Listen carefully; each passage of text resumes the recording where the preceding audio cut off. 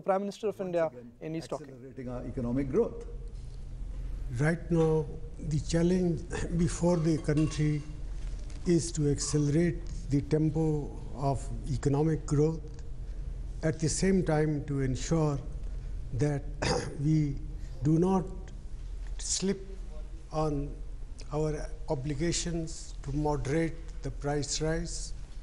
And I do believe both these tasks the Finance Minister has tackled and tackled well. What do you think there is in the budget that promises to help, shall we say, with inflation?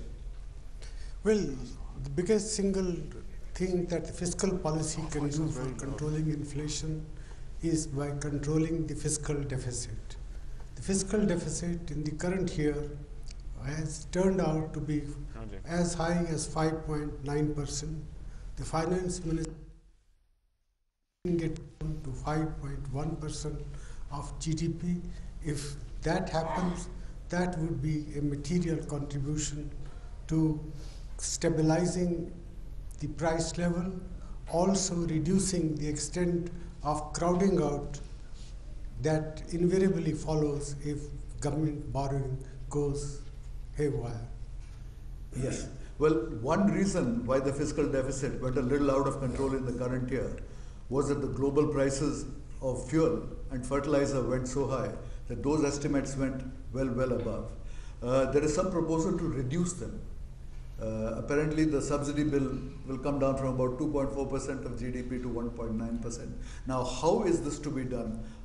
When are we going to hear the price increases for fuel or for fertilizer?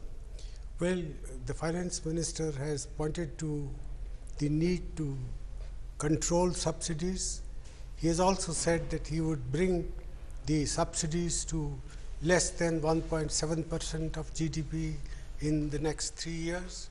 Now, that's obviously is a task which would, I think, require the government to put forward an effective program for adjusting the prices of petroleum products and adjusting other relevant prices. So we have to bite the bullet. There is no other way in which you can reduce subsidies. Well, that's a very courageous statement. Mamata Banerjee seemed to be very worried about the possible rise in the price of these things. As we know, when there was a last attempt to increase the price of fuels, she protested and it got rolled back. Has she been consulted on this particular matter? Is she on board? Well, I think these are compulsions of managing a coalition.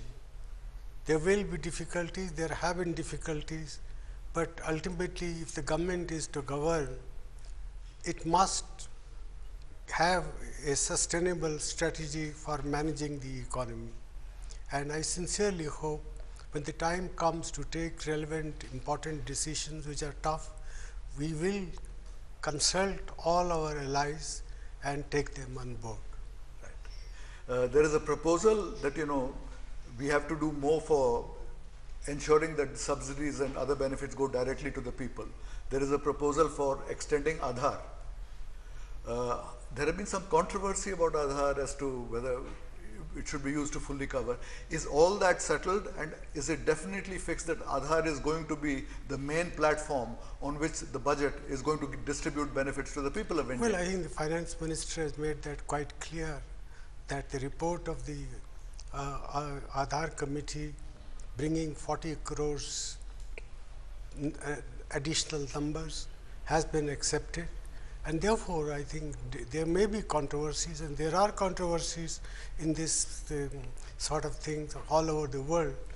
But we have, I think, begun well, and we will use the modern technological devices to cut out wastage and leakages in the delivery mechanisms for various public sectors services.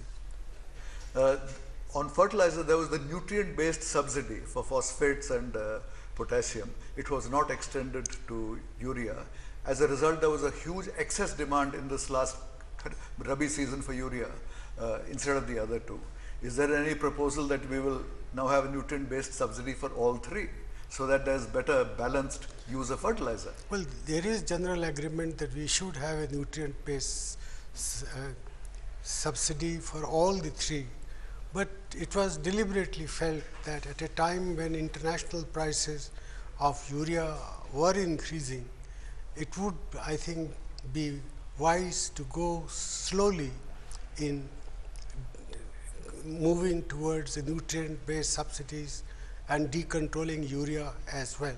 So, I think it's a question of timing, but there are, I think, compulsions which require that the government will have to take sensible decisions, even though I think they may not be very popular.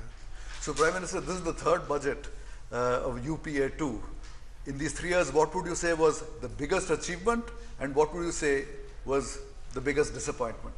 Well, the biggest achievement was that we were able to protect the growth rate of the economy much better than most other countries, that even though our growth rate this year will be low compared with the past, even then it is something which is very favorable when we look at what's happening in the rest of the world.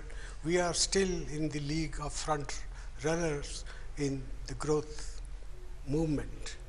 And the fact that we were able to protect the growth rate, that in year 2008, 2009, the growth rate fell to 6.5%, but it reverted to 8.4% next year, 8.4 year after that. This year, again, it has slipped, but the challenge is to get it back to the path of 8 and 9%, and that's the task that this government has set for itself. So, from this budget now, can we have a slogan on which the Congress can go for the next state election and then the general election? Well, I think the budget is an instrument, an important instrument of macroeconomic policy, and foster, equitable, sustainable, and more inclusive growth is the economic policies that our government and under our leadership has put before the country.